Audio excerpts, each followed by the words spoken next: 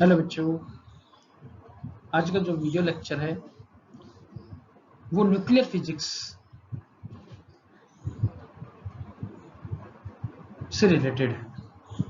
Nuclear physics में radio activity में, क्योंकि जो न्यूक्लियस होता है वो क्या है बेटा, एक स्पॉन्टेनियस फिनोमेना है।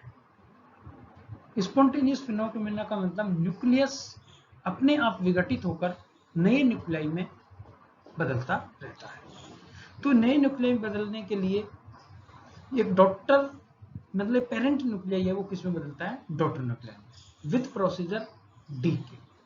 डीके जो प्रोसीजर होता है उस समय क्या होता है, अल्फा पार्टिकल, बीटा पार्टिकल और गामा पार्टिकल या गामा रेडिएशन, पार्टिकल नहीं बोलेंगे, रेडिएशन, क्योंकि chargeless and massless particle, केवल क्या है, एनर्जी, इसलिए गामा एनर्जी के साथ क्या होता है, डीके होता है। तो आज के वीडियो लेक्चर में हम केवल अल्फा डीके के बारे में बात करेंगे कि किसी भी पेरेंट न्यूक्लियाई से जब डॉटर न्यूक्लियाई बनता है तो अल्फा डीके किस प्रकार बाहर निकलता है। चलो स्टार्ट करते हैं। तो सबसे पहले हम जो अल्फा डीके यानी अल्फा पार्टिकल जब निकलता है किसी भी पेरेंट न्यूक्लियाई से, तो जो पेरेंट न्यूक्लियाई है उसके प्रोटॉनों की संख्या में 2 की कमी तथा जिसकी मास नंबर है उसमें 4 की कमी हो जाती है। इसका मतलब क्या है कि निकलने वाला जो अल्फा पार्टिकल वो क्या होगा, 2He4, जिसे हीलियम पार्टिकल कहते हैं।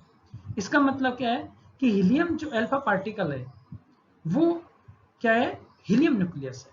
Alpha particle is helium nucleus. Representation क्या होगा, 2He4, यानी प्रोटॉनों की संख्या 2 और द्रव्यमान संख्या 4। इसका मतलब क्या हुआ कि अल्फा पार्टिकल का चार्ज होता है वो +2e यानी इलेक्ट्रॉनों के 2 गुने के बराबर, तथा मास होता है वो कितना होता है, 4 के बराबर। अगर हम कोई रिएक्शन के करस्पॉन्डिंग देखें, कोई माने एलिमेंट मान लिया x है, z उसमें प्रोटॉनों की संख्या है, a उसका मास नंबर है, that is called parent nuclei. इससे कोई अल्फा पार्टिकल डीके होता है, इसका मतलब अल्फा पार्टिकल डीके मतलब हीलियम आयन उससे क्या होगा, बाहर निकलेगा, इसका मतलब 2He4। तो जो डॉटर न्यूक्लियाई बनता है उसके क्या होती है, प्रोटॉनों की संख्या में 2 की कमी हो जाती है। तो Z में से 2 की कमी, इसका मतलब कितना होगा, Z-2। नया एलिमेंट क्या बना, Y। तो और द्रव्यमान संख्या में कितनी कमी हो गई, 4 की, यानी A-4। अगर ये डॉटर न्यूक्लियाई बनने वाला स्टेबल न्यूक्लियाई नहीं है तो अगेन दूसरा पार्टिकल, बीटा पार्टिकल निकाल सकता है, गामा पार्टिकल, लेकिन हम केवल यहाँ अल्फा की बात कर रहे हैं तो केवल अल्फा पार्टिकल का डीके का हमने एक एलिमेंट लिया। जैसे मैं एक एग्जांपल के द्वारा रखूं, जेड की जगह कोई संख्या लेता हूं, मैं एक एलिमेंट ले रहा हूं यूरेनियम, यानी यूरेनियम जिसमें परमाणु क्रमांक 92 है एंड मास नंबर कितना है, 238, यानी एलिमेंट हुआ 92 uranium 238, that is called parent nuclear. अब हम इसमें एक अल्फा पार्टिकल डीके करते हैं तो क्या होता है, इसकी द्रव्यमान संख्या में 2, तो नए जो न्यूक्लियर बनेगा यूरेनियम से स्टेबल वो क्या बनेगा, थोरियम, जिसका होता है 90 थोरियम 234। अब हम इसके स्टेबल और अनस्टेबलों को जो दर्शाने का तरीका है वो है एक स्टेबिलिटी कर्व। जो स्टेबिलिटी कर्व है न्यूट्रॉन और प्रोटॉनों के बीच में खींचा जाता है। न्यूट्रॉन और प्रोटॉन का जो रेशियो आता है उसी से पता लगता है कि कोई न्यूक्लियाई है वो स्टेबल है या अनस्टेबल है। तो हम इनका रेशियो देखते हैं पेरेंट न्यूक्लियाई का। जैसे हम यूरेनियम लिया, इसका पेरेंट न्यूक्लियाई का अगर हम रेशियो देखते हैं तो इसका रेशियो आता है 1.58। कैसे, क्योंकि इसमें न्यूट्रॉनों की संख्या कैसे निकालेंगे, 238 माइनस 92, तो न्यूट्रॉनों की संख्या आ गई 146, प्रोटॉन कितना है 92, इसका मतलब न्यूट्रॉन अपन प्रोटॉन का रेशियो कितना है 1.58। इसी प्रकार हम डॉटर न्यूक्लियाई इसका निकाल सकते हैं, प्रोटॉनों की संख्या बटे न्यूट्रॉनों की संख्या, तो इसका रेशियो आता है वो कितना है 1.6। इसका मतलब क्या होता है, जब कोई हेवी एलिमेंट है और वो अल्फा डीके करता है तो न्यूट्रॉन अपॉन प्रोटॉन का जो रेशियो होता है वो क्या होता है बेटा, इंक्रीज होता है। क्या होता है, इंक्रीज। तो हमने देखा होगा स्टेबिलिटी कर्व में भी न्यूट्रॉन अपॉन प्रोटॉन यानी न्यूट्रॉन और प्रोटॉनों का रेशियो लगभग 1 के बराबर आ रहा है तो वो क्या होता है, एक स्टेबल कर्व होता है। जैसे जैसे या तो न्यूट्रॉन स्टेबिलिटी कर्व के ऊपर की ओर एलिमेंट जाते हैं या नीचे की ओर, इसका मतलब क्या होते हैं, अनस्टेबल होते हैं। तो अभी हमें इतना पता लगा, उस ग्राफ के बारे में बात करेंगे हम कि अल्फा डी का होने पर न्यूट्रॉन अपन प्रोटॉन का रेशियो क्या होता है, बढ़ता है। चौथे नंबर बात करता हूं मैं एनर्जी इन डीके, यानी जब कोई भी पार्टिकल पेरेंट न्यूक्लियस से डॉटर न्यूक्लियस में चेंजेस होता है तो डेफिनेटली क्या होता है, एनर्जी निकलती है। अब यहाँ मैं ये पता लगाना है कि वो एनर्जी वो किस फॉर्म में निकल रही है। वो एनर्जी है वो किसके रूप में, मास डिफेक्ट के रूप में निकल रही है। तो डेफिनेटली जैसे रिएक्शन वही जेड एक्स से अल्फा पार्टिकल 2He4 निकाल दिया, प्लस शेष डॉटर न्यूक्लियर क्या बताएगा, Z-2 Ya-4 plus energy Q। ये एनर्जी है वो किसमें, मास डिफेक्ट। तो हमें मास डिफेक्ट कैलकुलेट करना है।